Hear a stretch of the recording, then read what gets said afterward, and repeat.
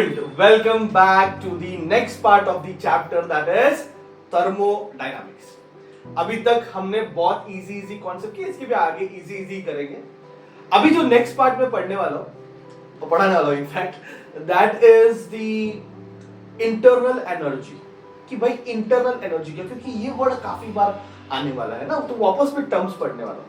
देखो कैसा हो गया, अब मुझे फर्स्ट लॉ ऑफ थर्मोडायनामिक्स पढ़ना है. क्या पढ़ना है मुझे? First law of thermodynamics.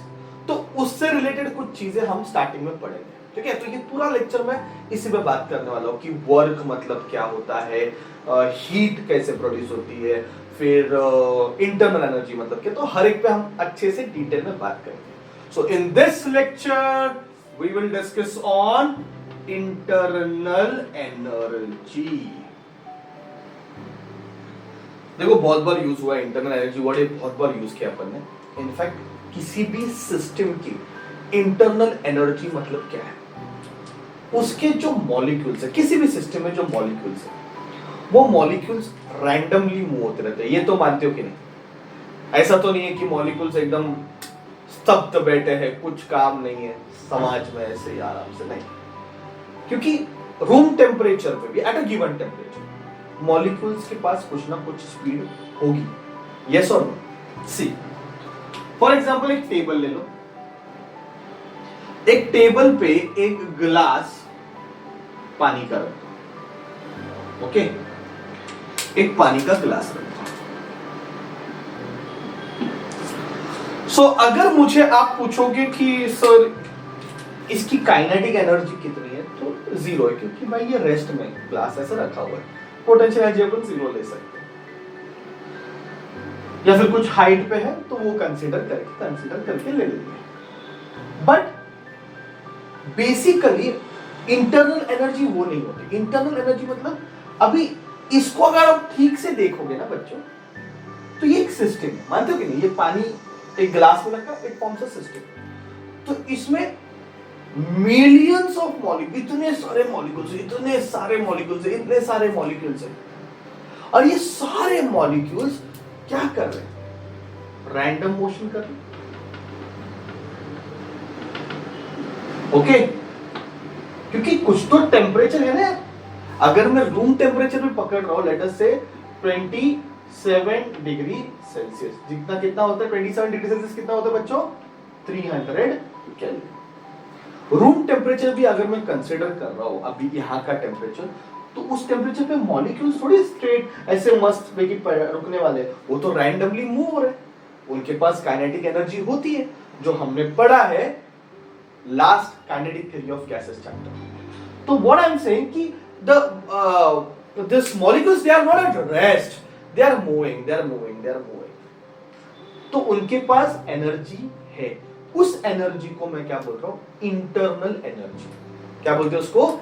Internal energy. बात समझ में आ रहा है? So when I am talking about internal energy, तो मॉलिक्यूल्स जो रैंडम मोशन में, उनकी जो एनर्जी है, उस एनर्जी को मैं क्या बोलूंगा? Internal energy. किसी भी सिस्टम के अंदर जितने मॉलिक्यूल्स है, कमान, किसी भी सिस्टम के अंदर जितने मॉलिक्यूल्स है, वो ऐसा रेस्ट में नहीं रहेंगे. They are continuously moving, they are in a random motion. और उनकी जो एनर्जी है, that energy is called as internal energy.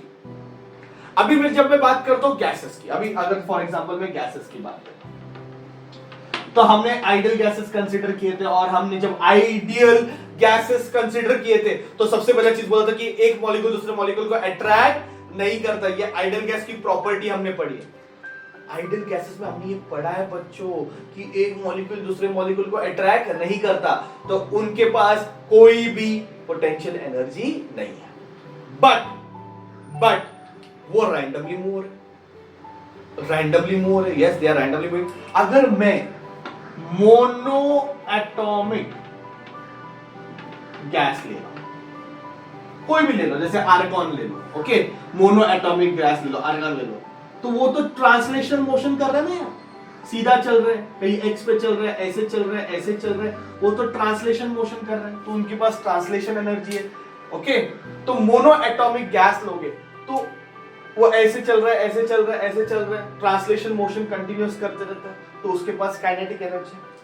अगर मैं डायटोमिक लेता हूं, फॉर एग्जांपल मैं ऑक्सीजन ले रहा हूं, डायटोमिक, तो वो ऐसे वाइब्रेट होते रहेगा, या फिर ऑक्सीजन मॉलिक्यूल ऐसे सीधा चलता रहेगा, या फिर ये ऑक्सीजन मॉलिक्यूल ऐसे किसी एक्सिस पे रोटेशनल मोशन करता रहेगा, है ना। तो इसकी जो एनर्जी है वो काइनेटिक एनर्जी ट्रांसलेशन में भी रहेगी, मतलब स्ट्रेट लाइन में भी रहेगी, और रोटेशनल में भी रहेगी, और वाइब्रेशन में भी रहेगी। यस और नो। कार्बन डाइऑक्साइड ले लो, ओके, CO2 कार्बन डाइऑक्साइड ले लो, तो कार्बन डाइऑक्साइड में भी यही केस है, ओके। तो उनके पास तीनों टाइप की काइनेटिक एनर्जी होती है। बोलने का मतलब ये कि ये सारा हमने लास्ट लेक्चर में पढ़ा हुआ है, ओके, कि गैस मॉलिक्यूल्स के पास कोई पोटेंशियल एनर्जी नहीं है, क्योंकि एक मॉलिक्यूल दूसरे मॉलिक्यूल को अट्रैक्ट नहीं करता, बट उनके पास, उन मॉलिक्यूल्स के पास, क्योंकि वो रैंडम मोशन कर रहे हैं, तो उनके पास काइनेटिक एनर्जी है। उनके पास कौन सी एनर्जी है? काइनेटिक एनर्जी है। तो आर्गन के पास सिर्फ ट्रांसलेशन, क्योंकि मोनो एटॉमिक है ना, तो सिर्फ वो सीधा चलेगा, ओके। और डायएटॉमिक लो, ट्राइएटॉमिक लो, ओके, ये जो पॉली एटॉमिक ले लो, ये जो मॉलिक्यूल्स है उनके पास ट्रांसलेशन काइनेटिक एनर्जी भी है, मतलब वो सीधा भी चलते हैं, वो गोल गोल भी घूमते हैं, रोटेशनल मोशन भी करते हैं, तो उनके पास रोटेशनल काइनेटिक एनर्जी भी है, और वो वाइब्रेट भी होते हैं, तो उनके पास वाइब्रेशनल काइनेटिक एनर्जी भी है। तो तीनों टाइप की काइनेटिक एनर्जी, ये सारी एनर्जी को जब आप ऐड करोगे तो आपको क्या मिलेगा? Internal energy. तो याद रखो, सिंपल, मॉलिक्यूल की energy, come on, internal energy मतलब क्या? मॉलिक्यूल की energy, come on, internal energy मतलब क्या? मॉलिक्यूल की एनर्जी। अच्छा, मैं बात कर रहा हूं लिक्विड की, अगर मैं बात कर रहा हूं सॉलिड की, तो उनके मॉलिक्यूल्स में इंटर एटॉमिक फोर्सेस है, एक एटम दूसरे एटम को अट्रैक्ट करता है, लिक्विड और सॉलिड में तो करता है, गैसेस में नहीं करता। हमने सोचा आइडल गैस पढ़ते हो कि एक मॉलिक्यूल दूसरे मॉलिक्यूल को अट्रैक्ट नहीं करता। कौन? आइडल गैस में क्या पढ़ा है? एक मॉलिक्यूल दूसरे मॉलिक्यूल को अट्रैक्ट नहीं करेगा, but in case of solid और लिक्विड अट्रैक्ट तो करेगा कि नहीं करेगा? करेगा। तो सॉलिड और लिक्विड पढ़ते हो, हम पढ़ेंगे कि उसका पोटेंशियल एनर्जी भी है और काइनेटिक एनर्जी, ठीक है। गैसेस पढ़ते हो, हम बोलते हैं कि भाई सिर्फ काइनेटिक एनर्जी। कौन सी एनर्जी है? यही हमने पढ़ा काइनेटिक थ्योरी ऑफ गैसेस में, लास्ट चैप्टर जो हमने पढ़ा उसमें यही पढ़ा हुआ है। और डायटोमिक ट्रायंगल में तो हर टाइप की kinetic energy, translation kinetic energy, rotational kinetic energy है, वाइब्रेशनल काइनेटिक, सबको ऐड करो, आपको इंटरनल एनर्जी मिलेगी, ठीक है।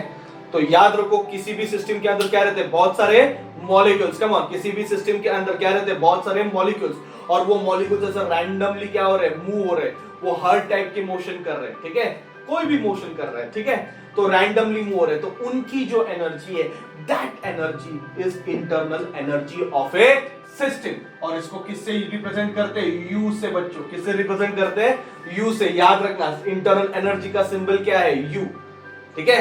तो अभी हमने सिर्फ इंटरनल एनर्जी पे बात किया, आगे जाके और बात करने वाले कि भाई ये इंटरनल एनर्जी कैसे चेंज होते हैं, क्या होती है। फिलहाल I hope you understood what I want to say, ठीक है। तो याद रखो कि इंटरनल एनर्जी का मतलब है कि जो सिस्टम के मॉलिक्यूल्स है वो ऑर्गेनाइज वे में, डिसऑर्डर, ऑर्गेनाइज वे में नहीं, डिसऑर्डर वे में इधर उधर मूव होते रहते हैं, रैंडमली मूव होते हैं, उनकी जो एनर्जी है, उस एनर्जी को, मॉलिक्यूल की एनर्जी, उस एनर्जी को हम बोलेंगे internal energy. It is sum of kinetic energy उस मॉलिक्यूल की plus potential energy. It is sum of kinetic energy plus potential energy. Internal energy is sum of kinetic energy plus potential energy of molecules, ठीक है। पर gases पढ़ते हो, potential energy कितनी रहती है? 0। तो गैसेस के पास क्या है? सिर्फ काइनेटिक एनर्जी। और जब सॉलिड और लिक्विड पढ़ोगे तो फोर्सेस ऑफ अट्रैक्शन होते हैं, तो उसमें दोनों एनर्जी है, ठीक है। आई hope you understood what is internal energy of a system. क्या आंसर पूछेंगे? नीचे डिस्क्रिप्शन में मैंने लिखा हुआ है, आप वो आंसर एब्सोल्युटली पढ़ के जाओ, score best in your exam. Thank you very much.